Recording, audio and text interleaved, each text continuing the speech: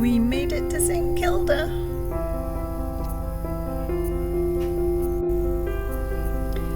St Kilda lies 180 kilometres off the west coast of Scotland, so it took us quite a while to get there. We were very lucky with the weather. We had fairly calm seas and some beautiful sunshine.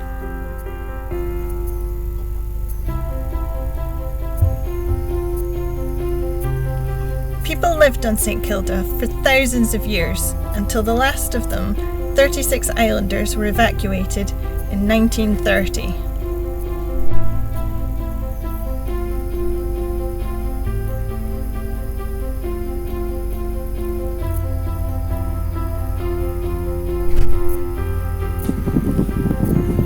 Today we're supposed to be doing landings on St Kilda, which, believe it or not, is actually just behind me, but as you can see it's quite thick fog, so we're hoping we'll be able to get ashore and explore a little, but yeah, the views might be somewhat limited.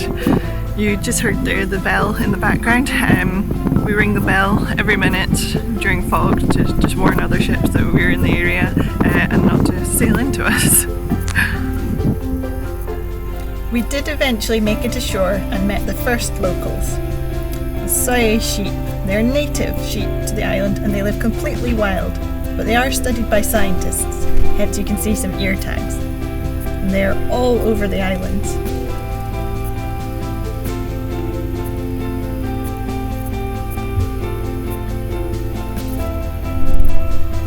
After landing, the first building you come to is the store. This is where the locals stored feathers and bird oil and tweed that they created on the island. The villagers paid their rent in these feathers and bird oil. There's also a gun. It was installed in 1918 after a German U-boat blew up part of the village. It's one of the few intact guns in the UK.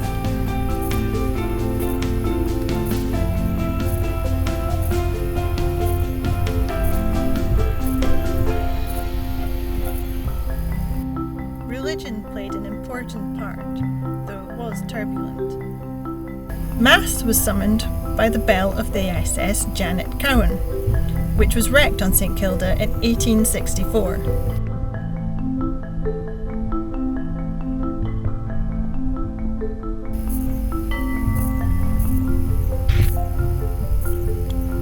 The kirk was built in the late 1820s and is a plain and simple style.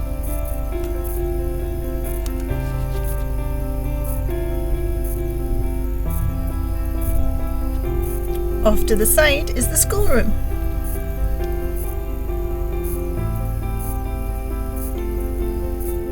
Can you imagine studying here?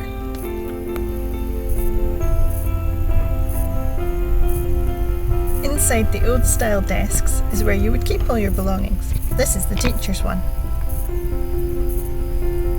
They would write with quills of the birds that they caught on the islands using ink.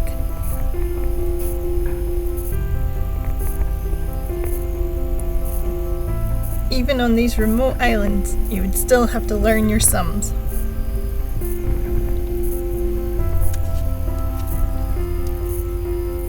Do you think you would have liked studying here? All the children from the whole village studied in the one school, so both primary, nursery and secondary all together. Luckily, the walk home was not far, just up the street to the main street. Everyone knew everyone on the island, so there was the McKinnons, the McDonalds, the MacDonalds, the Fergusons,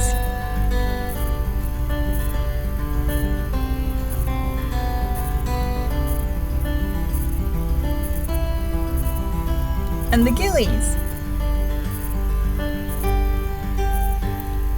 All neighbours. Life was simple by today's standards. Everyone worked the land and crafted such as spinning and weaving. And this is largely where their income came from. Can you imagine living in this house back when it had a roof?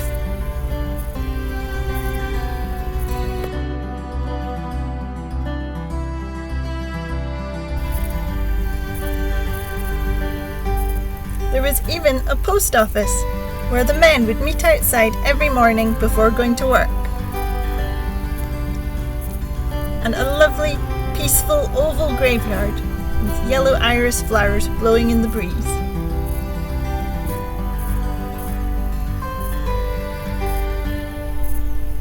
Seabirds played a huge part in the life here. The eggs were collected and eaten.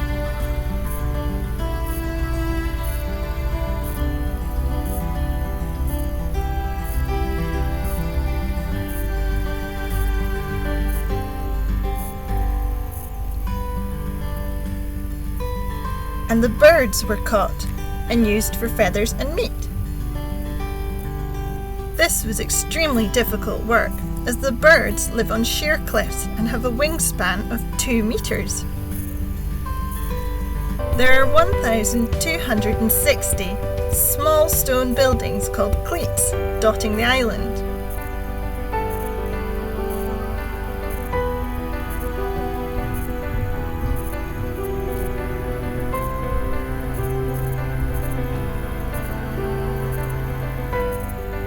They have turf roofs and were used to dry and store the plucked birds.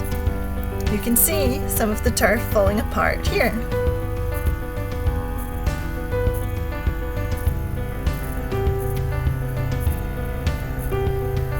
They didn't have fridges back in the day, so this was the next best thing.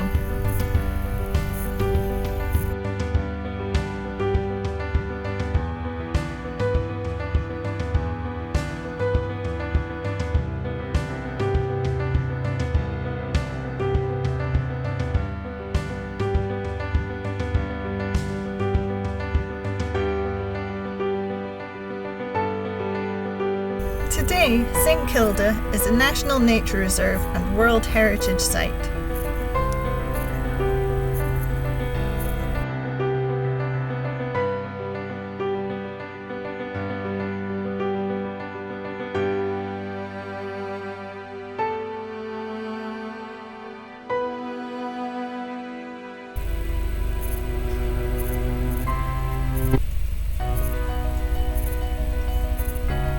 This one is called the House of the Fairies. It's an underground store from around 500 BC.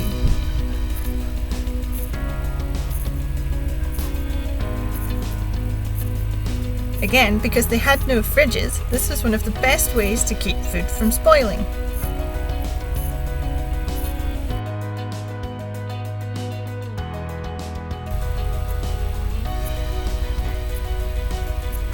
These red plants are carnivorous plants. They have sticky dewdrops on their leaves to trap the flies.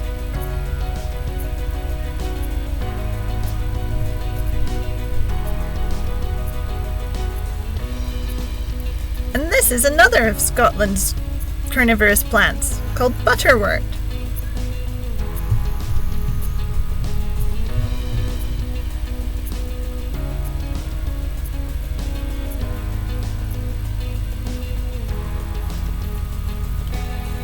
The mice here are much bigger than those on the mainland. Because they're isolated on the island, they have evolved in isolation. This is called Island Speciation. You can explore the islands, the ruins and the pastures, even the sea cliffs.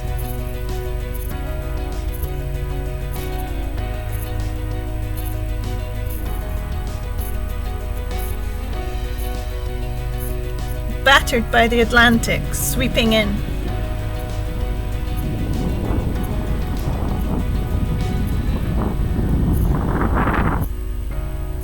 If you're lucky, you can see some seals hauled out to rest between their hunts in the shelter of the cliffs and the crags.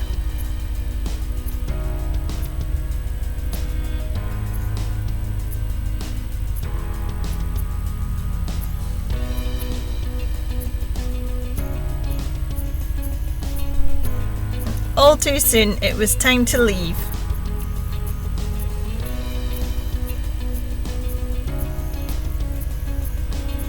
Back to the tall ship to continue our adventure.